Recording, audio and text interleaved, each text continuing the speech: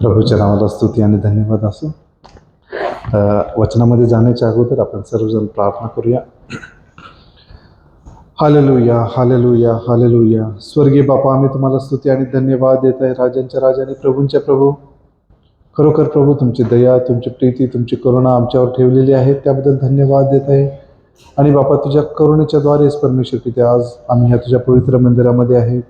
स्वर्गीय बापा, जे वचन आज आमच्या अंतःकरणामध्ये घातलेलं आहे प्रभू, बापा ते मुखावर येत असताना प्रभू तुझ्या आत्म्याची आम्हाला गरज आहे प्रभू. तुझ्या आत्म्याच्या द्वारे बापा प्रत्येक शब्द बाहेर येऊ दे प्रभू. आणि प्रभू, आलेला प्रत्येक शब्द हा तुझ्या गौरवासाठी असू दे, असं दैनंदिन कृपेने कर. ऐकणारे कान परमेश्वर पित्या तू उघड. आणि बाबा, जेणेकरून कानाने ऐकून अंतःकरणाने समजून तुझ्या नावाचं गौरव व्हावं, असं दैनंदिन कृपेने कर. मी सर्व मान महिमा गौरव तुला देत आहे. आमचे मनचे विचार तुला मान्य असू देत आणि सर्व काही तुझ्या इच्छेप्रमाणे तुझ्या नावासाठी आणि तुझ्याच गौरवासाठी असू दे. येशूच्या नावाने प्रार्थना केली म्हणताय बापा, आमेन. प्रभूच्या नावाला स्तुती असो. आज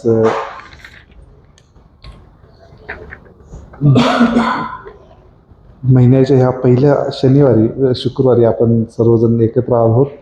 याबद्दल आपण परमेश्वराला धन्यवाद देऊया. 6 महिने संपत आलेले आहेत, अर्धवर्ष संपलेलं आहे. आणि खरोखर आपण परमेश्वराचे आभार मानायला पाहिजेत, कारण तो चांगला आहे आणि तो सदैव चांगलं करत असतो. आजचा जो विषय निवडलेला आहे, द गुडनेस ऑफ गॉड, देवबापाचं चांगुलपण. वचनामध्ये जात असताना एक सुरुवातीचं वचन वाचत आहे. आकाश देवाचा महिमा वर्णिते, अंतरिक्ष त्याची हस्तकृती दर्शविते. दिवस दिवसाशी संवाद करीतो, रात्र रात्रीला ज्ञान प्रकट करते. वाचा नाही, शब्द नाही, त्याची वाणी ऐकू येत नाही, तरी त्याचा स्वर सर्व पृथ्वी आक्रमितो. त्याचे शब्द दिगंतरी पोहोचतात. सूर्यासाठी आकाशात त्याने मंडप घातला आहे. शय्यागृहातून वरासारखा तो बाहेर पडतो. तो वीर पुरुषाप्रमाणे आपल्या मार्गाने धावण्यात आनंद पावतो. आकाशाच्या एका सीमेपासून निघून दुसऱ्या सीमेपर्यंत तो भ्रमण करीत जातो. त्याच्या उष्णतेपासून काही एक सुटत नाही. परमेश्वराच्या नावाला धन्यवाद असू दे. आकाश देवाचा महिमा वर्णिते, अंतरिक्ष त्याची हस्तकृती दर्शवते. प्रियानो, जसा आज आपला टॉपिक आहे द गुडनेस ऑफ गॉड, आणि देवबापाचे जे चांगुलपण आहे हे त्याचं एक ॲट्रिब्यूट आहे, त्याचं एक गुणधर्म आहे. देव कसा आहे आपल्याला सर्वांना माहिती आहे, देव प्रीती आहे. त्याचप्रमाणे देव हा चांगला परमेश्वर देखील आहे. जसं आपण उत्पत्तीच्या पुस्तकामध्ये बघितलं, देवबापानं सगळं काही बनवलं, आकाश पृथ्वी निर्माण केले आणि म्हटलं हे चांगलं आहे.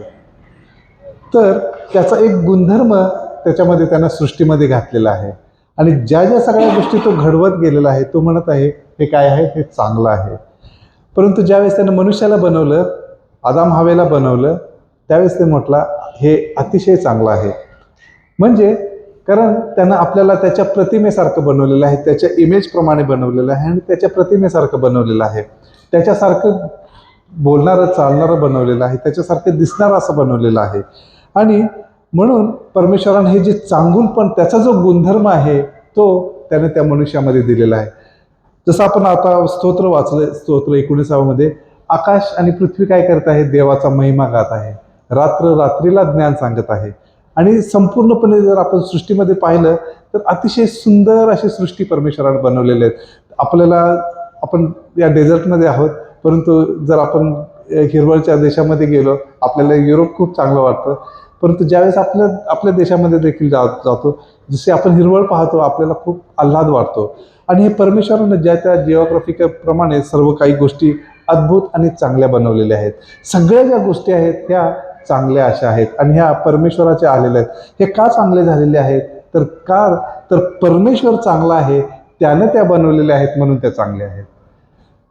परमेश्वराकडून आलेली कोणतीही गोष्ट चांगली आहे.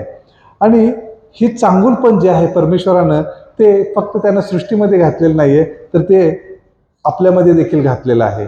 आणि परमेश्वराची अशी इच्छा आहे की हे चांगुलपण आपण आपल्यामध्ये जो ख्रिस्त आहे त्याच्याद्वारे आपल्याला दिसावं. अजून एक आपण वचन वाचणार आहोत, इफिसकरास पत्रामध्ये एक सुंदर वचन पौलानं आपल्याला रिव्हील करून सांगितलेलं आहे. आपण दुसरा अध्याय 10वं वचन, इफिस्करास पत्र दुसरा अध्याय 10वं वचन, आपण सत्कृत्य करावी म्हणून ख्रिस्त येशूच्या ठायी निर्माण केलेले असे आपण त्याची हस्तकृती आहोत. ती सत्कृत्य आचरित आपण आपला आयुष्यक्रम चालवावा म्हणून देवाने ती पूर्वी योजून ठेवली आहेत. आपण सत्कृत्य करावी म्हणून ख्रिस्त येशूच्या ठायी निर्माण केलेले असे आपण त्याची हस्तकृती आहोत. जसं आपण या ठिकाणी 19व्या स्तोत्रामध्ये पाहिलं की आकाश आणि पृथ्वी हे त्याची हस्तकृती आहेत आणि आपण परमेश्वरानं ख्रिस्तामध्ये आपण त्याची हस्तकृती असं बनवलेलं आहोत. कशासाठी बनवलेलं आहे तर आपण सत्कृत्य करावी, आपण चांगली कार्य करावीत. कालच बंधू संदीपने एक सुंदर असा संदेश आपल्यासाठी दिला. आपले कार्य, आपलं जे भाषण आहे ते चांगलं असलं पाहिजे, आपले वर्तन हे चांगलं असलं पाहिजे, आपले विश्वास आपल्यामध्ये असला पाहिजे, आपल्याला मध्ये काय प्रीती असली पाहिजे. आणि ही जी सत्कृत्य करायची आहेत, ही सत्कृत्य आपण कुठं करायची आहेत? या पृथ्वी तलावरती जोपर्यंत आपला श्वास आपल्या नाकपुड्यामध्ये आहे तोपर्यंत करायचे आहेत. कारण प्रियानो, परमेश्वरानं आपल्याला घडवलेलं आहे, आपण त्याची हस्तकृती आहेत. म्हणून आपलं काम काय आहे? We need to declare his glory. जसं आकाश आणि पृथ्वी त्याचं गौरव निर्माण करतं, गौरव दाखवून देतं, तसं आपण आपल्या सत्कृत्याच्या द्वारेला ख्रिस्तानं जसं आपल्याला बनवलेलं आहे तशी आपली सत्कृत्य इतरांच्या पर्यंत गेली पाहिजेत. जसं आपण मोशेच्या उदाहरणामध्ये आपण आता या ठिकाणी पाहणार आहोत. मोशेचं जे वचन आपण या ठिकाणी वाचलेलं आहे, परमेश्वर देवबाप त्याच्या संगतीत अतिशय संभाषण अतिशय सुंदर रीतीने तो करत होता. एक मित्र असल्यास काय त्या वचनामध्ये 33व्या अध्यायामध्ये त्याने सांगितलेलं आहे. आपण 12 पासून वाचलेलं आहे, परंतु 11 वचन त्यामध्ये काय लिहिलेलं आहे? 33वा अध्याय 11 वचन, मित्रांशी बोलावे तसे परमेश्वर मोशेशी समोरासमोर बोले.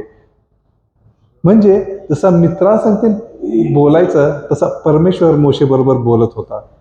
म्हणजे हे जे कम्युनियन आहे, ही जी सहभागिता आहे प्रियानो, परमेश्वराला तशी अपेक्षा आहे. परमेश्वर हा आपण त्याला कधी पाहू शकणार नाहीये, तो कधी आपल्याला दिसणार नाही, परंतु आता ख्रिस्तामध्ये आपण त्याची हस्तकृती आहोत. आपल्याला त्यानं ख्रिस्तामध्ये आपल्याला एक केलेलं आहे.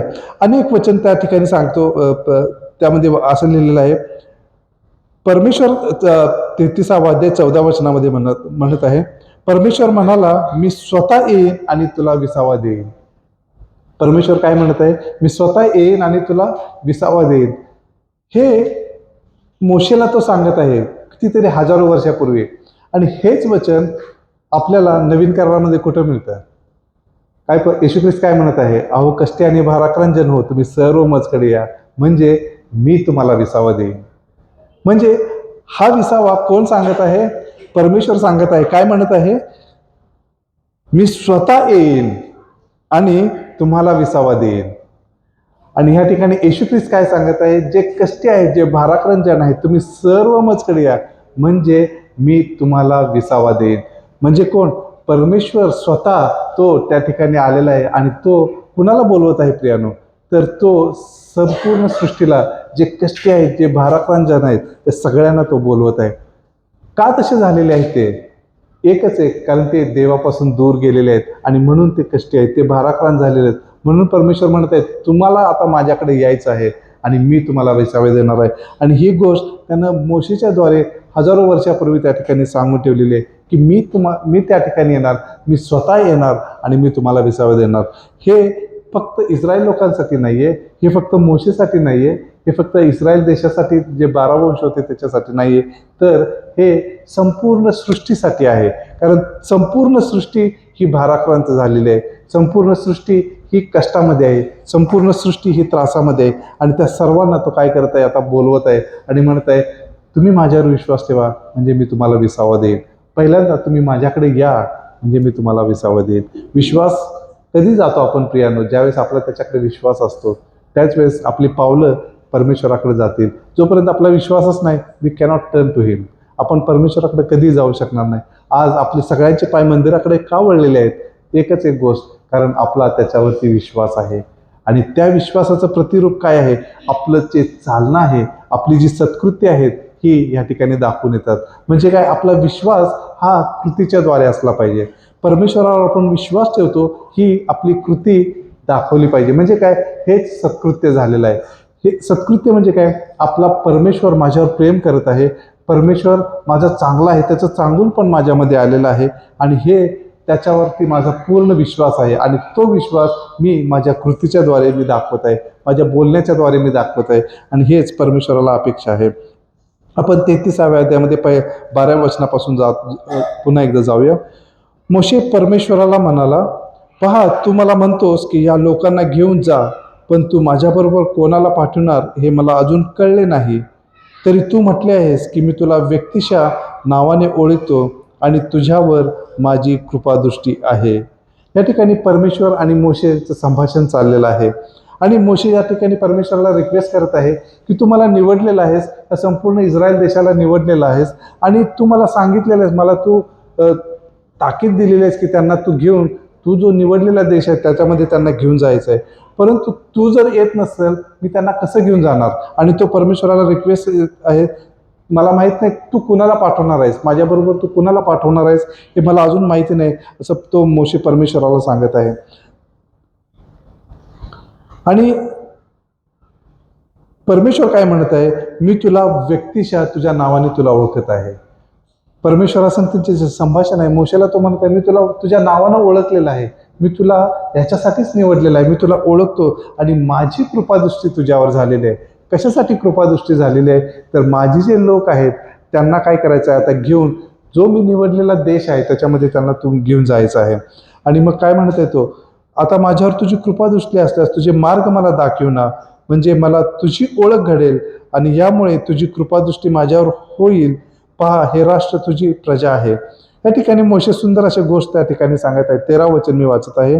आता माझ्यावर तुझी कृपादृष्टी असल्यास तुझे मार्ग मला दाखव, म्हणजे मला तुझी ओळख घडेल.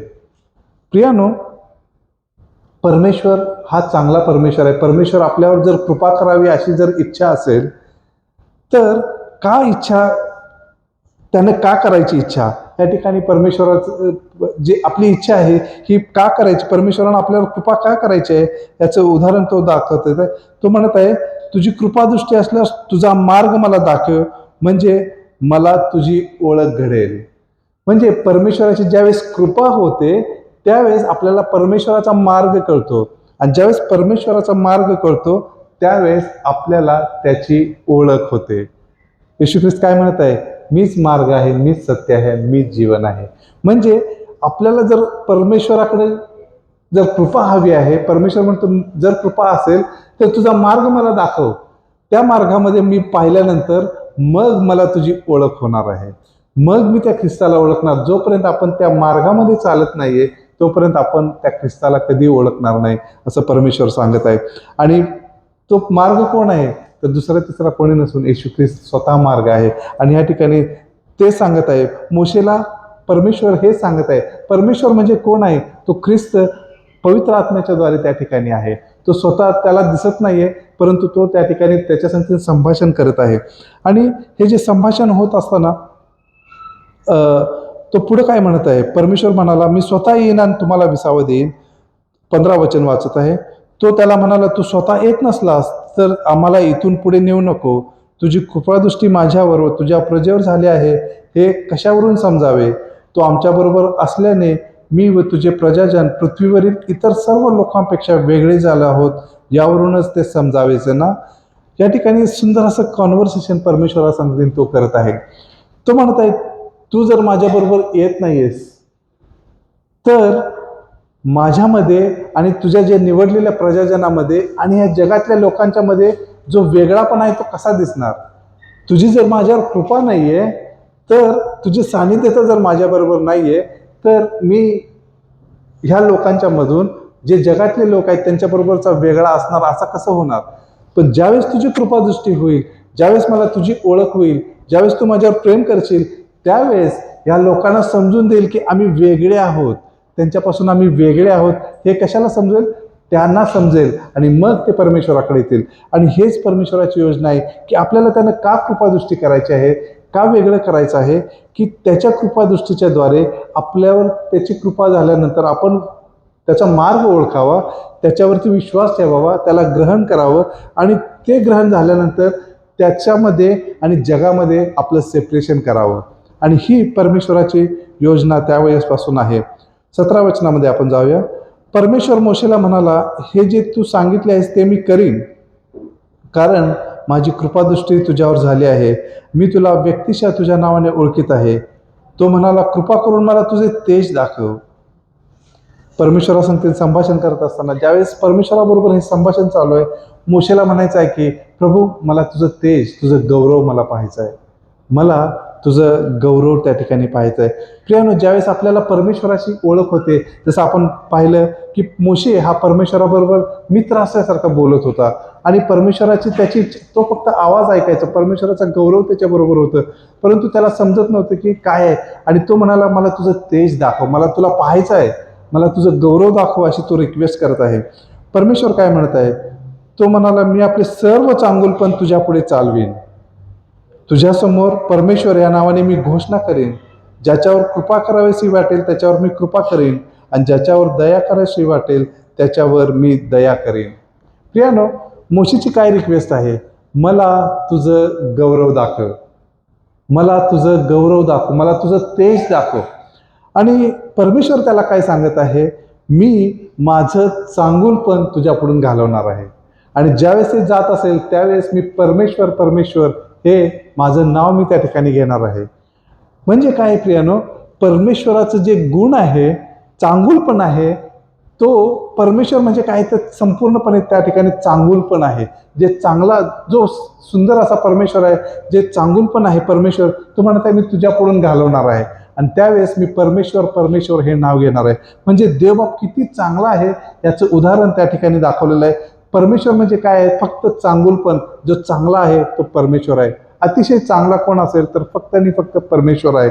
जर त्यामध्ये आपल्यामध्ये चांगलापणा घातलेला आहे, संपूर्ण सृष्टीमध्ये त्याने चांगलापणा घातलेला असेल, त्याच्यापेक्षा कितीतरी संपूर्णपणे तो चांगला असा परमेश्वर आपला जिवंत परमेश्वर आहे. आणि तो म्हणत आहे मी हे चांगुलपण तुझ्यापुढून घालवणार आहे. आणि त्यावेळेस काय करणार? मी परमेश्वर या नावाची घोषणा करीन. ज्याच्यावर कृपा करावीशी वाटेल त्याच्यावर मी कृपा करीन, ज्याच्यावर दया करावीशी वाटेल त्याच्यावर दया करीन. 20 वचन. तरी पण तो म्हणाला, मी तुला माझे मुख पाहणार नाही, की तुला माझे मुख पाहणार नाही, कारण माझे मुख पाहिल्यास कोणी मनुष्य जिवंत राहणार नाही. परमेश्वर त्याला ते पण सांगत आहे, तू माझं मुख कधी पाहू शकणार नाहीस, कारण मनुष्य प्राणी ज्यावेळेस ते पाहिल त्यावेळेस तो मृत्यू पावेल. आणि परमेश्वराची कृपा काय आहे? तो म्हणत आहे, परमेश्वर म्हणाला, माझ्यापाशी एक जागा आहे, येथे या खडकावर उभा राहा. असे होईल की माझे तेज तू जवळून चालले असता मी तुला खडकाच्या भेगेत ठेवीन, मी निघून जाईपर्यंत आपल्या हाताने तुला झाकून ठेवीन. प्रियानो, परमेश्वराची सहभागिता किती सुंदर आहे, परमेश्वराची इच्छा किती सुंदर आहे. परमेश्वराला असं नेहमी वाटतं की मी माझे जे निवडलेले आहेत त्यांच्याबरोबर सहभागिता असावं, त्यांच्या ज्या इच्छा आहेत मी त्या संपूर्णपणे काय कराव्या? पूर्ण कराव्या, अशी परमेश्वराची इच्छा असते. मोशेनं काय सांगितलेलं आहे? प्रभू मला तुझं तेज पाहायचं आहे. परमेश्वर म्हणतो, ओके मी तुला दाखवतो, परंतु माझं तोंड जर बघितलंस तू कधी जिवंत राहणार नाही. तर मी काय करतो? माझ्या संगतीने एक जागा आहे, मी तिथे तुला ठेवतो. मी ज्यावेळेस जात आहे त्यावेळेस मी चांगुलपणाचं तो माझ्यासमोर तो चालेल. आणि तो काय, मी परमेश्वराचं नाव घेईन, पण मी तुला त्यावेळेस काय करणार? मी त्या ठिकाणी झाकून ठेवणार आणि तू मला फक्त पाठमोरा पाहशील. प्रियानो, म्हणजे परमेश्वराला तुमच्या ज्या इच्छा आहेत, आपल्या ज्या सगळ्या काही इच्छा आहेत त्या पूर्ण करायची इच्छा आहे. आपल्याला समजत नाहीये. आता आमच्या कुटुंबाबद्दलची साक्ष ऐकली, माझ्या पत्नीची साक्ष ऐकली, माझीही साक्ष ऐकलेली आहे की जे अद्भुत कार्य परमेश्वराने केलेलं आहे, it is beyond our imagination. आम्हाला ती ऐकल्यानंतर आपल्याला समजत नाही व्हॉट इट इज, परंतु we frustrate in our life. परंतु परमेश्वर म्हणत आहे, एकच सांगत आहे, तुम्ही भिवू नका, आय एम विथ यू, मी तुमच्या बरोबर आहे. आणि ज्यावेळेस तो विश्वास येतो, we can face whatever situations comes in our life. आपण कुठलीही गोष्ट आली तरी काय करतो? आपण ती फेस करायला काय करतो? समर्थ होतो. आणि ह्या ठिकाणी परमेश्वराची इच्छा काय आहे की मी तुला माझं तोंड दाखवणार आहे. तर आता तुला मला तोंड पाहता येणार नाही. मी काय करणार आहे? मी तुला माझ्याजवळ जो जागा आहे, जो खडक आहे, त्याच्यामध्ये मी तुला लपवून ठेवणार आहे. आणि मी गेल्यानंतर तू काय करणार? माझं पाठ पाहशील आणि मग तुला समजून येईल की मी परमेश्वर आहे. आपण 34व्या अध्यायामध्ये 4थ्या वचनामध्ये आपण जाणार आहोत लगेचच. त्या ठिकाणी तेव्हा मोशेने पहिल्या पाट्यासारख्या 2 दगडी पाट्या घडिल्या आणि सकाळीच उठून त्या हाती घेऊन परमेश्वराच्या आज्ञेप्रमाणे तो सिनाय पर्वतावर चढून गेला. तेव्हा परमेश्वर मेघातून उतरला व तेथे त्याच्यापाशी उभा राहिला आणि त्याने परमेश्वर या नावाची घोषणा केली. परमेश्वर त्याच्यासमोरून जाताना अशी घोषणा केली, परमेश्वर, परमेश्वर, दयाळू व कृपाळू देव, मंदक्रोध, दयेचा व सत्याचा सागर, हजारो जणांवर दया करणारा, अन्याय, अपराध व पाप यांची क्षमा करणारा, पण अपराधी जनांची मुळीच गय न करणारा, असा तो वडिलांच्या दुष्टाईबद्दल पुत्रपौत्रांच्या 3ऱ्या व 4थ्या पिढीपर्यंतचे समाचार घेतो. प्रियानो, हे जे सुंदर वचन परमेश्वरानं मोशेसंगतीचे संभाषण केलेलं आहे, याचं जर प्रत्येक शब्दाचा जर आपण विचार केला प्रियानो, तर परमेश्वर ह्या ठिकाणी फक्त आणि फक्त त्याच्या प्रेमाबद्दल तो सांगत आहे. तो किती चांगला आहे त्याच्याबद्दल तो सांगत आहे. तो काय सांगत आहे? तो दयाळू व कृपाळू देव आहे, मंदक्रोध, दयेचा व सत्याचा सागर आहे असं म्हटलेलं आहे. तो दयेचा आणि सत्याचा सागर आहे. त्या सागराला आपण पाहतो त्याचा कधी थांग लागू शकणार नाही. कधी त्याची खोली, त्याची किती रुंदी आहे, कधी आपल्याला त्याचा थांग पत्ता लागू शकणार नाही, कारण अतिशय अफाट असं परमेश्वरानं ते बनवलेलं आहे. आणि तो म्हणत आहे, माझ्या दयेचा आणि सत्याचा कधीही थांग लागणार नाहीये. तशी माझी दया आहे, तशी माझी काय आहे सत्यता तशी आहे की तुम्हाला त्याची जाणीव देखील कधी होणार नाहीये. म्हणजे परमेश्वर अतिशय दयाळू, अतिशय कृपाळू, मंदक्रोध, दयामय इतका परमेश्वर आहे. तो दयेचा सागर आहे. परंतु तो काय म्हणत आहे? हजारो दयावर दया करणारा, पण अन्याय, अपराध व पाप यांची क्षमा करणारा, पण अपराधी जनांची मुळीच गय न करणारा आहे. प्रियानो, हा परमेश्वर आपल्या पापांची क्षमा करतो, आपल्यावर क्रोध करत नाही, क्रोधविष्ट होत नाही आपल्याबरोबर. परंतु आपण जर अपराधीपणा केला, अपराधी जनांची मुळीच गय करत नाही. अपराधी जन म्हणजे काय आहे? जे जाणून बुजून परमेश्वराचं काय करतात? धिक्कार करतात, जाणून बुजून.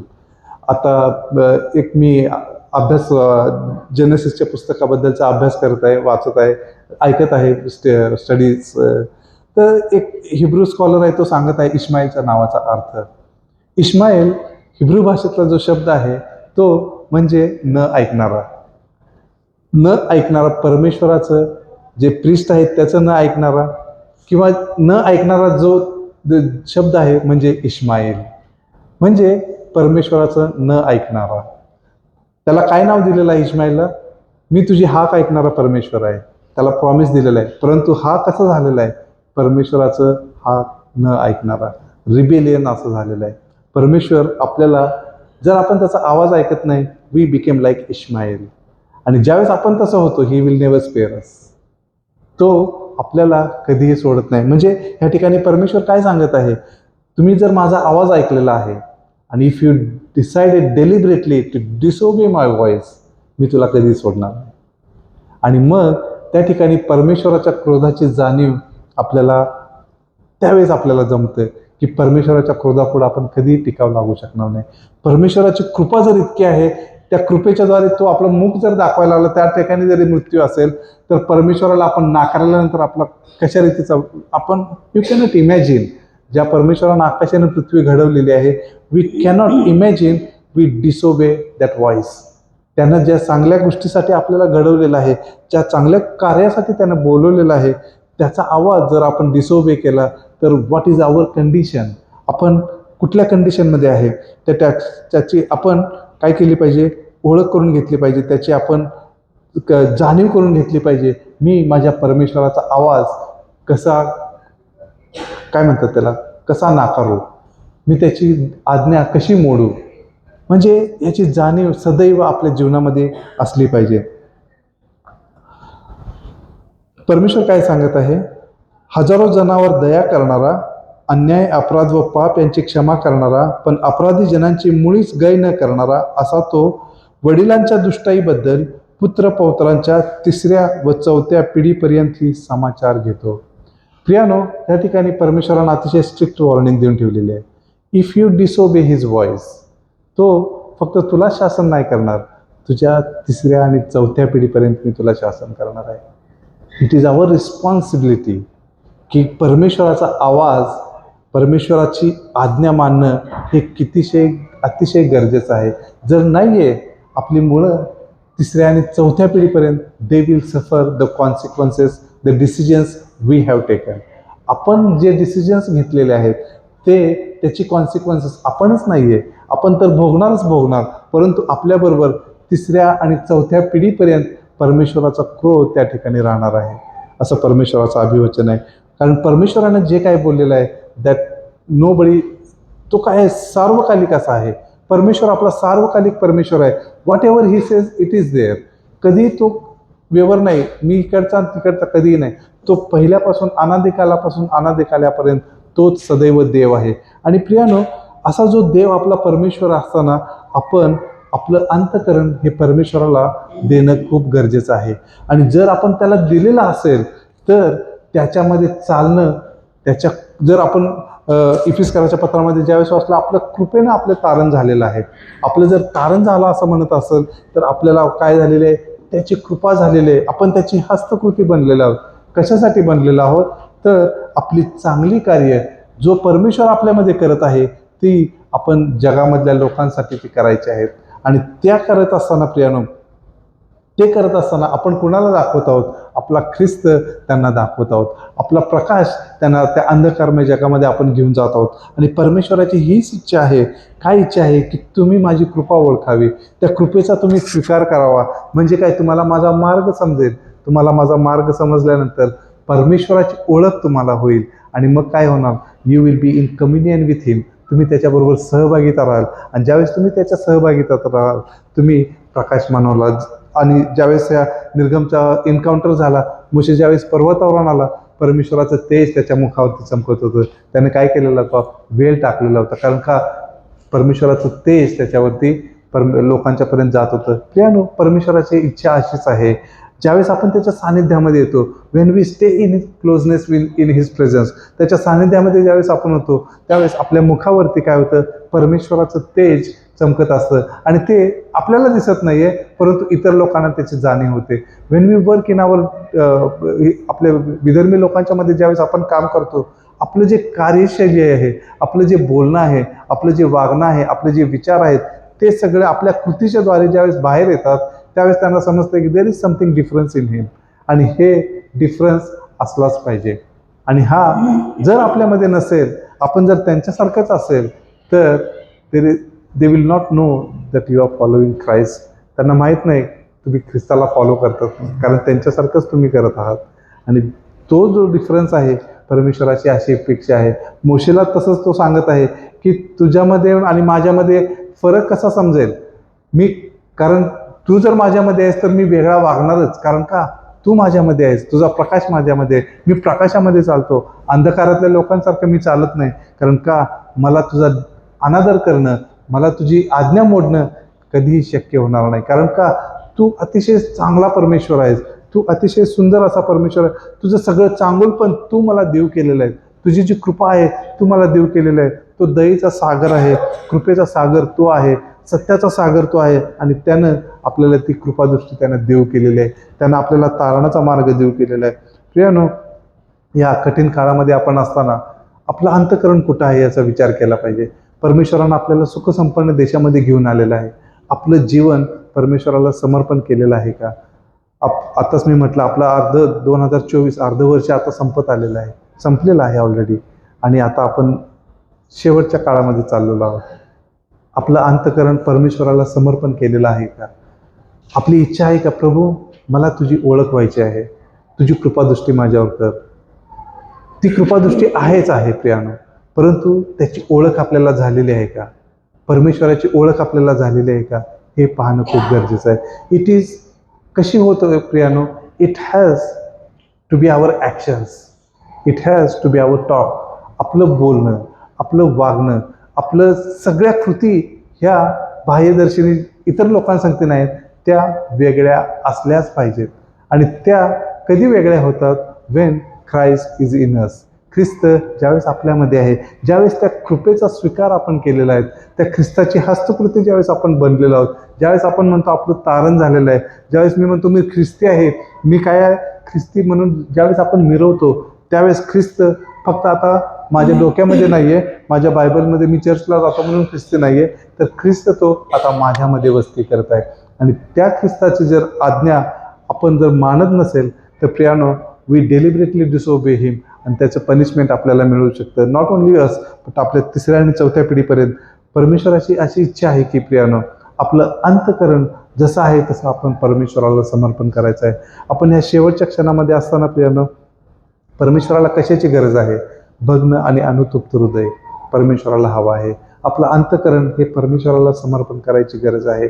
जरी आपण आपल्या दैनंदिन जीवनामध्ये व्यस्त असलो प्रियानो, आपलं अंतकरण फक्त आणि फक्त परमेश्वर जाणत असतो. आपलं जे रिलेशनशिप परमेश्वराबरोबर कसं आहे हे फक्त त्याला माहिती आहे आणि तुम्हाला माहिती आहे. आपल्या स्पाऊसला देखील माहीत नसतं, आपल्या मुलांना माहीत नसतं माझं आणि परमेश्वराचं रिलेशनशिप काय.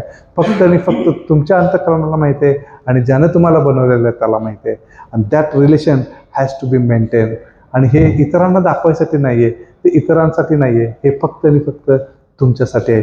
आणि ज्यावेळेस तुम्ही ते ओळखता, त्याच्या सानिध्यामध्ये राहता, when we study, when we learn to have the relationship with him personally, त्यावेळेस ऑटोमॅटिकली तुमच्या ॲक्शन्स काय होतात? बाहेर बदलायला लागतात.